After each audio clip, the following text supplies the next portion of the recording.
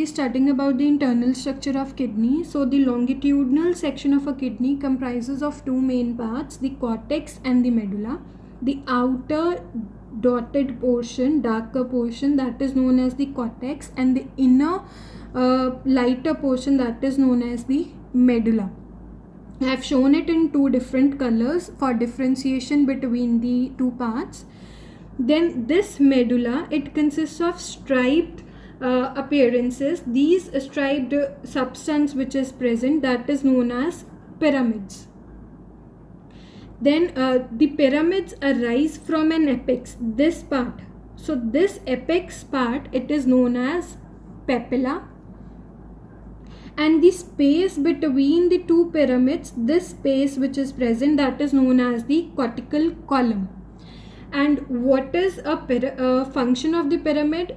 These pyramids, they consist of tubules in them that transport urine from the cortical outer part into this cup-shaped structure which is known as pelvis. So in the previous video I told you that the front part of the ureter, it expands into a part, cup-shaped part, which is known as the pelvis, and from here the urine is collected and then it passes on to the ureter, from where which carries the urine to the urinary bladder.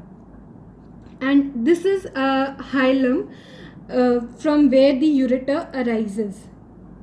From here the ureter will arise. Then the kidneys, they are composed of numerous number of nephrons, or you can say uniferous tubules. They are also called as renal tubules, kidney tubules, and these nephrons, they form the structural and the functional unit of the kidney. Okay, now I'll show you the renal tubule, the structure of the renal tubule or the uniferous tubule. It is composed of many parts. First, I'll discuss about the Bowman's capsule. This Bowman's capsule which is present, it is a cup-shaped structure which is composed of single-celled epithelium. And this Bowman's capsule, it consists of a knot-like mass which is present, which is composed of the blood capillaries, and this knot-like mass is known as glomerulus. Clear? And together the Bowman's capsule and the glomerulus, it forms a structure which is known as Malpighian's capsule, or it is also known as a renal capsule. So together the Bowman's capsule and the glomerulus.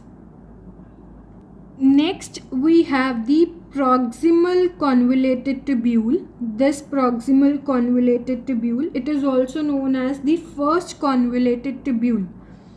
Now, why it is known as the first convoluted tubule? Because it is nearer to the Bowman's capsule, and both the Bowman's capsule and the proximal convoluted tubule, we use it as PCT.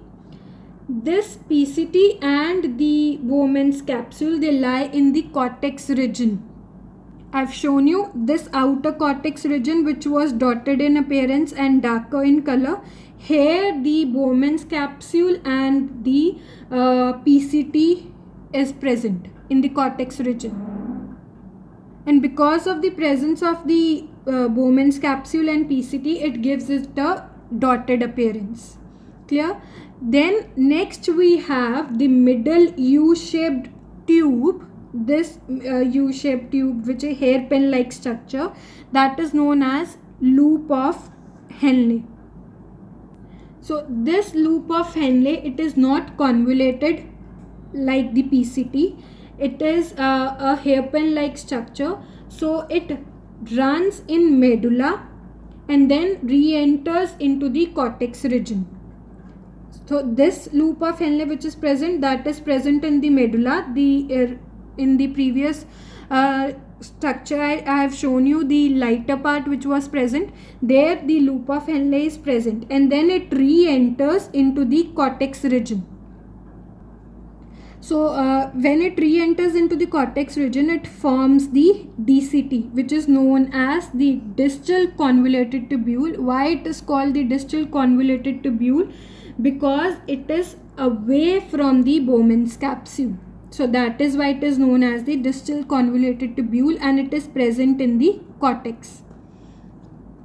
Then the DCT, it opens into a collecting duct, which will receive, this collecting duct will receive all the contents of the kidney tubule, will be collected here, and it will pour the urine into the pelvis region of the kidney.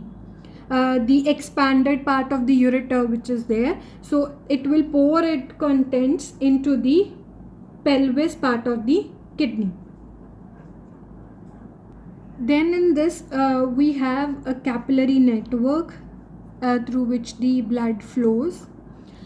We have the blood enters through the renal artery, and the blood supply to the kidney tubules takes place through the afferent and the efferent arterioles. This afferent arteriole which is present, it is wide, the opening which is there, it is wide, and the efferent arteriole has a narrow opening. So this afferent arteriole forms a number of capillaries which will form a mass, knot-like mass inside the glomerulus, inside the Bowman's capsule, which is known as glomerulus. And these capillaries then again emerge into efferent arteriole. They will form efferent arteriole. Then these efferent arteriole, they emerge from the Bowman's capsule and they run for a shorter distance, and then they break into secondary capillary network, these capillary network which is known as vasa recta, right? And these then again they will unite again, and they will join to form veins, the renal vein which will leave the kidney, and it will pour the blood into the posterior vena cava.